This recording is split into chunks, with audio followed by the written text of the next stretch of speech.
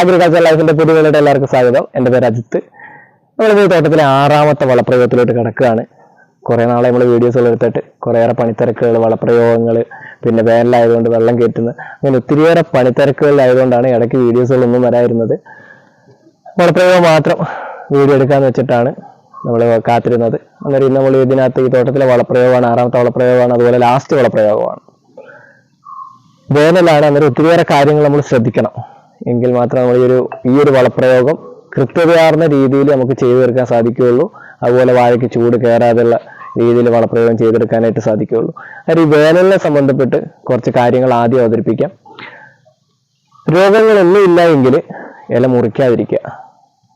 അതല്ല, നല്ല രീതിയിൽ വെള്ളം കിട്ടുന്നുണ്ടെങ്കിൽ ഇല മുറിച്ച് നല്ല രീതിയിൽ വാഴയെ വൃത്തിയാക്കിയെടുത്ത്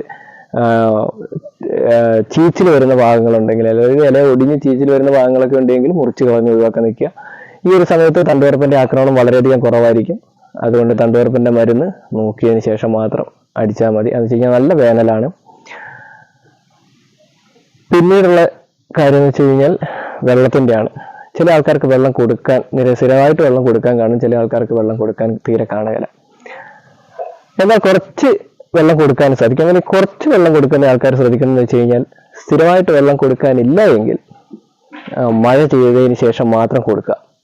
അല്ലെങ്കിൽ കൂടുതലായിട്ട് ഉണക്ക വാഴനെ ബാധിക്കും. അത് ഇതിനു മുമ്പ് അങ്ങനെ പറ്റിയിട്ടുള്ള ആൾക്കാരുണ്ടെങ്കിൽ അവർക്ക് അറിയാനായിട്ട് സാധിക്കും. ഒരു പ്രാവശ്യം വെള്ളം കൊടുത്തു, പിന്നീട് വെള്ളം കൊടുക്കാനില്ല, അത് കൂടുതൽ വാഴ ക്ഷീണത്തിലോട്ട് പോവുകയുള്ളൂ. അന്നേരം മഴ പെയ്തതിന് ശേഷം വെള്ളം കൊടുക്കുന്നതായിരിക്കും ബെറ്റർ.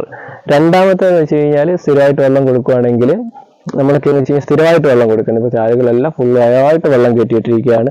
3 ദിവസം കൂടുമ്പോൾ വെള്ളം ഒഴിവാക്കും. 2 ദിവസം വെള്ളം ഇല്ലാതിലും, പിന്നെ 3 ദിവസം കയറ്റി വെള്ളം ഇടും. ഫുള്ളായിട്ട് വാഴ നല്ല രീതിയിൽ തണുക്കുന്നത് വരെ നമ്മൾ വെള്ളം നിർത്തും. നമ്മൾ ആ ഒരു രീതിയിലാണ് ചെയ്യുന്നത്. അന്നേരം നിരന്തരം വെള്ളം കൊടുത്തോണ്ടിരിക്കുക. അന്നേരം വെള്ളത്തിന്റെ അളവ് കുറവാണെങ്കിൽ ശ്രദ്ധിക്കുക. പറഞ്ഞ കാര്യങ്ങൾ വ്യക്തമായെന്ന് വിചാരിക്കുന്നു. വെള്ളം കൊടുക്കാൻ കുറവാണ് എങ്കിൽ മഴ പെയ്തതിന് ശേഷം മാത്രം കൊടുക്കുക. അല്ലെങ്കിൽ കൂടുതൽ വാഴകൾ ഒടിയുന്നതിന് കാരണം ഉണക്ക് കൂടുതലായിട്ട് വാഴയ്ക്ക് അനുഭവപ്പെടും. രണ്ടാമത്തെ, വളപ്രയോഗം ചെയ്യുന്നതിന് മുമ്പ് നല്ല രീതിയിൽ നനച്ചു കൊടുക്കുക. രോഗങ്ങളുണ്ടോ എന്ന് നല്ല രീതിയിൽ ശ്രദ്ധിക്കുക. എന്ന് വെച്ചാൽ ഈ ഒരു സ്റ്റേജിൽ, അതായത് കൊല ഇട്ടതിന് ശേഷം രോഗങ്ങൾ വന്നു കഴിഞ്ഞാൽ ബുദ്ധിമുട്ടാണ്. വളവും കൂടി ഇട്ട് കഴിയുമ്പോഴത്തേക്ക്, ഹീറ്റും കൂടി കൂടുമ്പോഴത്തേക്ക് രോഗം പെട്ടെന്ന് വ്യാപിക്കും. അതുകൊണ്ട് രോഗങ്ങളില്ല എന്ന് ഉറപ്പ് വരുത്തിയതിന് ശേഷം മാത്രം വളപ്രയോഗത്തിലോട്ട് കിടക്കുക. നമ്മൾ ഇന്ന് ഉപയോഗിച്ചിരിക്കുന്നത് വെച്ച് കഴിഞ്ഞാൽ 1345 ഉപയോഗിച്ചിരിക്കുന്നത്. അതുപോലെ ഇത് വെള്ളത്തിൽ 2 ലിറ്റർ 2 കിലോ കലക്കിയിട്ട് 200 ലിറ്റർ വെള്ളത്തിലോട്ട് മിക്സ് ആക്കിയിട്ട് ഒരു വാഴയ്ക്ക് 1 ലിറ്റർ എന്നുള്ള രീതിയിലാണ് ഒഴിച്ചു കൊടുക്കുന്നത്. ഈ ഒരു സമയത്ത് നമുക്ക് പൊട്ടാഷ്യം കോമ്പോയും ചെയ്യാം. നമ്മളെ സംബന്ധിച്ചിടത്തോളം തിരക്ക് പണികളൊക്കെ തീരാനായിട്ട് ബുദ്ധിമുട്ടുകൾ ഉള്ളത് കൊണ്ട് നമ്മൾ 13,045 സെലക്ട് ചെയ്തിരിക്കുന്നതാണ്. ഇനിയിപ്പോൾ നമുക്ക് ഈ തോട്ടത്തിൽ വരുന്നത് വെച്ച് കഴിഞ്ഞാൽ, വാഴകൾ ഫുള്ളായിട്ട് കെട്ടിയെടുക്കുന്ന എല്ലാ തോട്ടങ്ങളും കെട്ടിയെടുക്കുന്നത് ഇതുവരെ നമ്മൾ കെട്ടിയെടുത്തായിട്ട് സ്റ്റാർട്ടായിട്ടുള്ള കുഴികൾ എടുത്തിട്ടേ ഉള്ളൂ.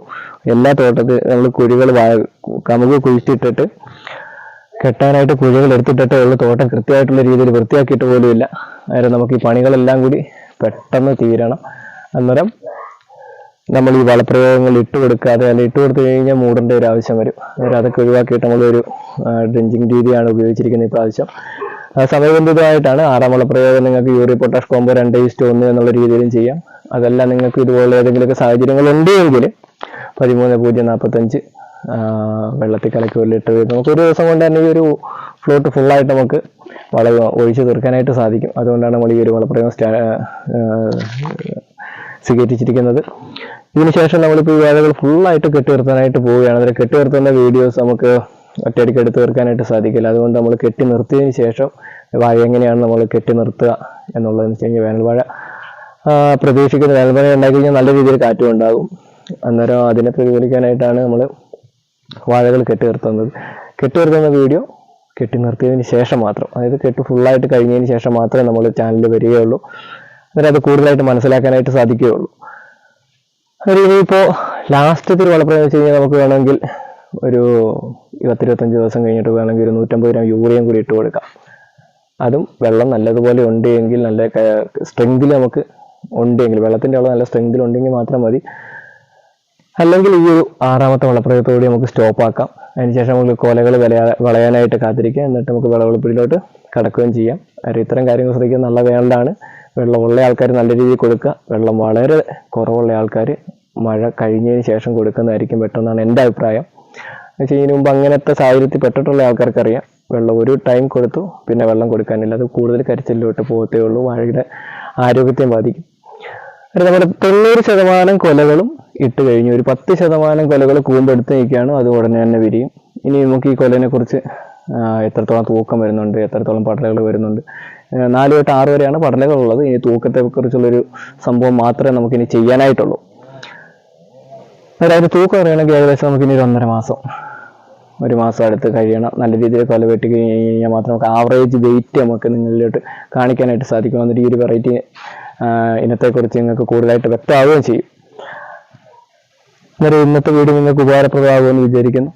അടുത്ത വീഡിയോ കാണുന്നവരെ എല്ലാവർക്കും നമസ്കാരം. ചാനൽ ആദ്യമായിട്ട് കാണുന്ന ആൾക്കാരാണെങ്കിൽ ചാനൽ ഒന്ന് സബ്സ്ക്രൈബ് ചെയ്യുക. വാഴകൃഷിയാണ് നമ്മുടെ മെയിനായിട്ട് നമ്മുടെ കണ്ടന്റ് വരുന്നത്. നിങ്ങൾക്ക് ഇനി എന്തെങ്കിലുമൊക്കെ നിർദ്ദേശങ്ങൾ തരാനുണ്ടെങ്കിൽ കമൻറ്റ് ബോക്സിൽ രേഖപ്പെടുത്താം. അടുത്ത വീഡിയോയിൽ കാണുന്നവരെ എല്ലാവർക്കും നമസ്കാരം.